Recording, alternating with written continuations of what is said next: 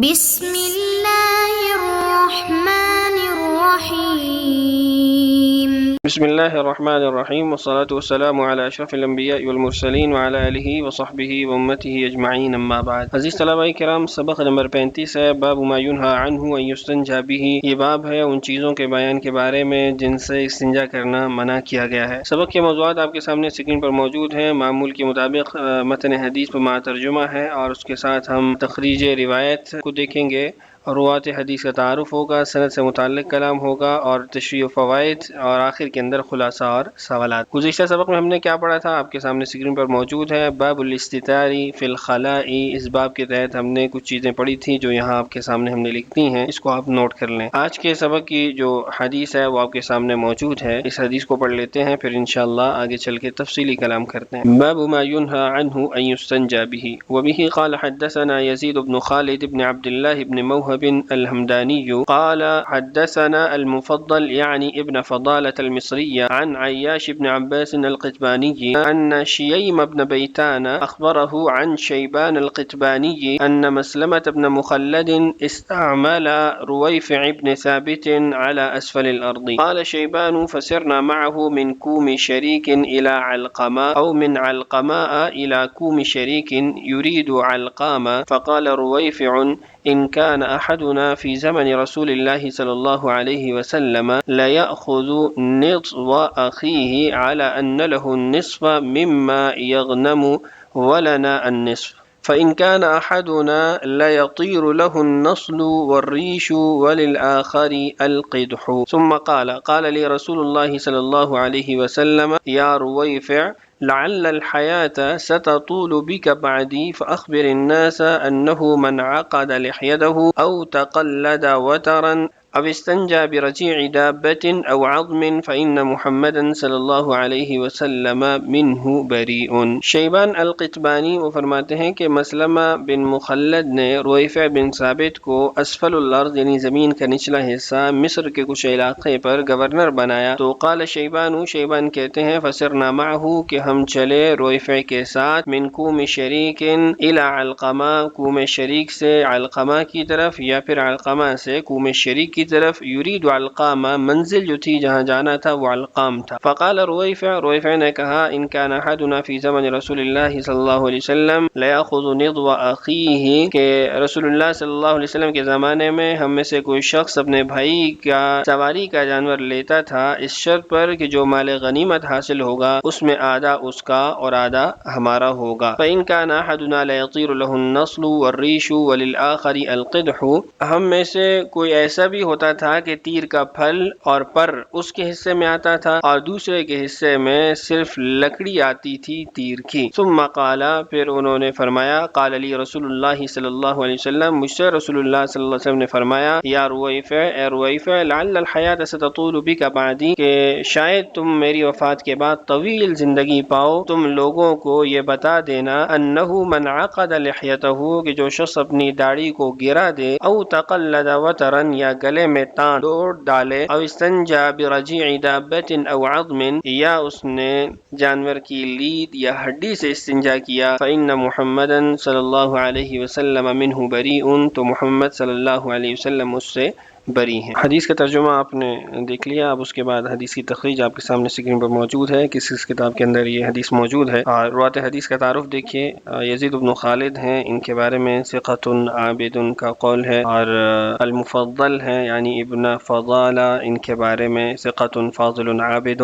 عیاش بن عباس القتبانی ہیں، یہ بھی ثقۃ ہیں۔ اور شییم، اس کو شییم اور شییم دونوں طرح پڑھا جا سکتا ہے، شین پہ ضمہ اور شیم کے نیچے کسرہ، آگے جو پہلی یا ہے اس پہ فتحہ ہوگی اور دوسری یا کے اوپر کسرہ ہوگی۔ اور عیاش اور شیبان القتبانی ہیں، ان کے بارے میں مجہول ان کا قول ہے، اور اس کے بعد مسلمہ بن مخلد ہیں اور رویفع بن ثابت ہیں اور صحابی رسول ہیں۔ اس کے بعد مسلمہ بن مخلد ہیں، امام بخاری فرماتے ہیں لہو صحبہ، اور یعنی یہ صحابی ہیں، اور رویفع بن ثابت ہیں، یہ بھی صحابی رسول ہیں۔ روات حدیث کا تعارف آپ کے سامنے آ چکا ہے، اب میں اس واقعے کا پس منظر آپ کے سامنے رکھنے کے بعد پھر حدیث اس کی تشریح اور توضیح کی طرف بڑھتا ہوں۔ واقعے کا پس منظر یہ ہے کہ حضرت مسلمہ بن مخلد رضی اللہ عنہ سیدنا معاویہ رضی اللہ عنہ کے زمانے میں مصر کے گورنر تھے۔ انہوں نے حضرت رویفع بن ثابت کو مصر کے ایک حصے کی ولایت دے رکھی تھی، یعنی ذمہ داری دے رکھی تھی، نگرانی دے رکھی تھی۔ رویفع کے ساتھ ان کے ساتھی اور صاحب خدمت شیعیم بن بیتان بھی تھے۔ جب رویفع کو ان کی مقررہ جگہ کی طرف جانا ہوا تو وہ اور شیعیم یا شیعیم راستے میں ایک ساتھ چل رہے تھے۔ یہ سفر ان کا کوم شریک نامی علاقے سے علقمہ کی طرف یا علقمہ سے کوم شریک کی طرف تھا۔ ان کا اصل مقصد علقام نامی بستی پہنچنا تھا جہاں رویفع رضی اللہ عنہ کو انتظامی امور سنبھالنے تھے۔ اسی سفر کے دوران جب وہ دونوں ان بستیوں کے بیچ راستے میں تھے تو گفتگو کے دوران رویفع بن ثابت رضی اللہ عنہ نے یہ حدیث بھی ان کو بیان کی اور رسول اللہ صلی اللہ علیہ وسلم کے زمانے کے کچھ حالات بھی سامنے رکھے تاکہ ان کی صحابیت اور قدیم صحابی ہونا یہ بھی شاگرد کو معلوم رہے اور آنے والے جو روات حدیث ہیں یا حدیث کے طلبہ ہیں ان کو بھی معلوم رہے کہ کس درجے کے صحابی تھے، اور پھر اپنے حالات بتانے کے بعد انہوں نے حدیث بھی سنا۔ اب اس میں جو حالات انہوں نے بتائے اس سے متعلق بات کر لیتے ہیں، پھر اس کے بعد ان کی بتائی گئی حدیث کو تفصیلی طور پر دیکھتے ہیں۔ انہوں نے کہا کہ رسول اکرم صلی اللہ علیہ وسلم کے زمانے کے اندر ہم میں سے کوئی شخص وہ اپنے بھائی کو سواری وہ دیتا تھا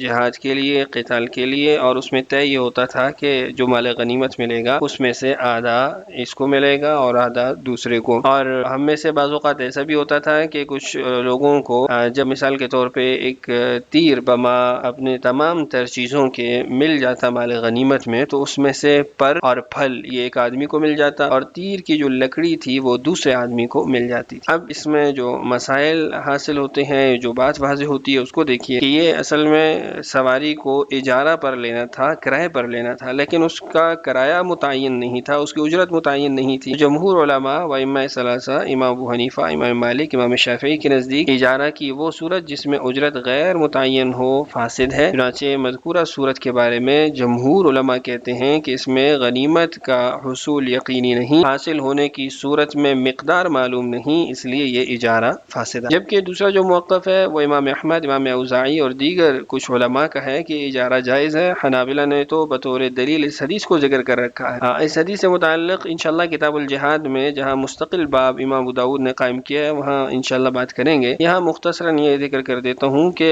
اگر اس میں اجرت متعین نہیں ہے تو رسول اکرم صلی اللہ علیہ وسلم کے زمانے کے اندر یہ معاملہ کیوں کیا گیا؟ اس کے دو جوابات یہاں رکھے گئے ہیں۔ دیکھیے، ایک علامہ انور شاہ کشمیری رحمہ اللہ کا ہے کہ اس اجارہ میں قمار کی نوعیت ہے جو بعد میں منسوخ ہوگی، پہلے جائز تھی، بعد میں یہ صورت منسوخ ہوگی، لہٰذا یہ اجارہ بھی منسوخ تصور ہوگا۔ دوسرا جواب حضرت گنگوہی کا یہاں نقل کیا گیا ہے کہ یہ اجارہ نہیں بلکہ جزاء الاحسان بالاحسان کی نوعیت تھی، سواری مفت دی گئی اور لینے والے نے نیت کی کہ غنیمت میں حصہ دے گا، صحابی نے اس نیت کو بیان کر دیا جس سے اجارہ کی صورت ظاہر ہوئی۔ تو بہرحال یہ دو جوابات یہاں مختصر نقل کر دیے ہیں، تفصیلی انشاءاللہ اس پر بحث وہ ہم کتاب الجہاد میں کر لیں گے۔ اب اس کے بعد جو رویفع ہیں ان کے بارے میں رسول اکرم صلی اللہ علیہ وسلم نے فرمایا، یا رویفع لعل الحیات ستطول بک بعدی، کہ شاید تمہاری زندگی میرے بعد بہت لمبی ہو۔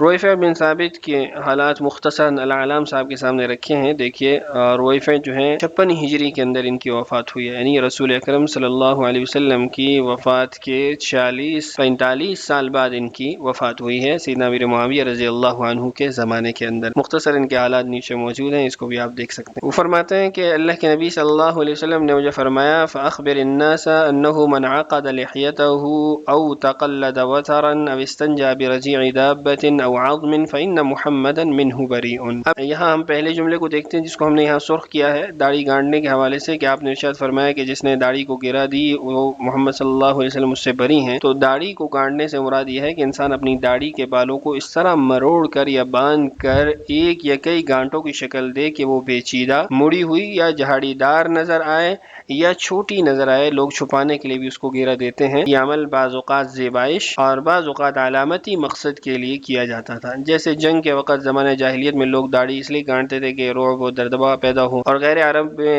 یعنی عجم میں یہ رواج تھا جسے نبی اکرم صلی اللہ علیہ وسلم نے ترک کرنے کا حکم دیا کیونکہ یہ فطرت کی تبدیلی اور غیر مسلموں کی مشابہت۔ عربوں میں علامتی طور پر بھی داڑھی کی گانٹوں کی تعداد بیویوں کی تعداد کی علامت سمجھی جاتی تھی، جیسے ایک گانٹ تو ایک بیوی، دو گریں تو دو بیویاں۔ بہرحال یہ مختصر مختصر اس کے مقاصد ہوتے تھے، رسول اکرم صلی اللہ علیہ وسلم نے اس سے منع فرمایا۔ داڑھی کے حوالے سے چند بری خصلتیں ہیں جو لوگوں میں پائی جاتی ہیں، اس کو امام نووی رحمہ اللہ نے شرح النووی علی مسلم میں نقل کیا ہے۔ ہم نے آپ کی آسانی کے لیے یہاں اس کو اردو کے اندر لکھ دیا ہے، آپ اس کو بھی دیکھ سکتے ہیں کہ وہ کون سی 12 چیزیں ہیں جس سے داڑھی کو بچانا چاہیے۔ اس کے بعد دوسری بات تھی او تقلد وترن، یا اس نے ڈوری پہنی، تانت کو پہنا۔ تو وتر سے مراد وہ ڈور یا رسی ہے جس سے کمان کو باندھا جاتا ہے، یا عام رسی بھی اس سے مراد لی جا سکتی ہے۔ جاہلیت کے زمانے میں لوگ اپنی سواریوں اور جانوروں کے گلے میں وتر کمان کی ڈوری یا رسی ڈال دیتے تھے اور یہ عقیدہ رکھتے تھے کہ اس سے نظر بد سے حفاظت ہوگی اور آفات دور ہوں۔ رسول اللہ صلی اللہ علیہ وسلم نے اس غلط عقیدے سے روکا اور بتایا کہ نفع و نقصان صرف اللہ کے ہاتھ میں، کوئی ڈوری یا رسی انسان یا جانور کو نقصان یا فائدہ نہیں پہنچا سکتی۔ یعنی ایک تو یہ غلط عقیدے کی بنیاد پر آپ نے منع فرمایا۔ دوسرا کیا تھا کہ بعض علماء فرماتے ہیں کہ اس کی وجہ ممانعت یہ بھی ہو سکتی ہے کہ اگر ڈوری کو اچھی طرح کس دیا جائے تو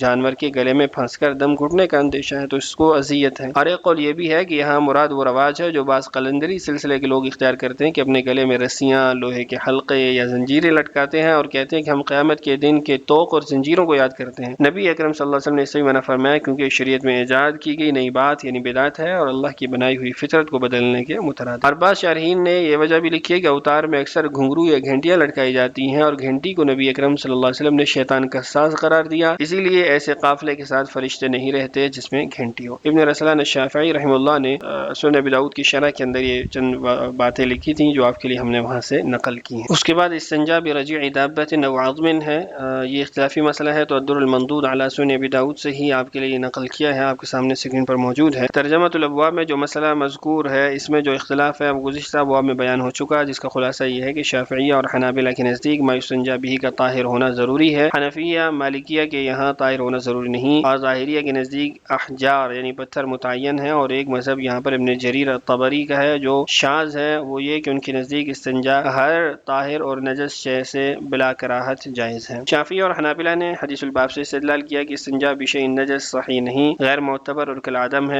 حنفیہ کہتے ہیں کہ نہیں، فساد منہی عنہ پر دلالت نہیں کرتی، لہذا اس حدیث کا یہ مقتضا نہیں کہ شے نجس سے استنجا کا تحقق ہی نہیں ہوتا، بلکہ نہیں صرف ممانعت اور کراہت پر دلالت کرتی ہے۔ یہ وہ مشہور اصول ہے جو آپ نے اصول فقہ کے اندر پڑھ رکھا ہے کہ النہی عن الافعال الشرعیہ یقتضی تقریرہا، کہ افعال شرعیہ کے اندر جو منع کیا جاتا ہے کسی چیز سے تو وہ اس بات کا بھی تقاضا کرتی ہے کہ اس کا فی نفس ہی ثبوت موجود ہے۔ تو یہاں پر بھی ایسا ہی ہے کہ فی نفس ہی تو پاکی حاصل ہو جاتی ہے لیکن کراہت اس کے اندر پائی جاتی ہے، ممانعت پائی جاتی ہے۔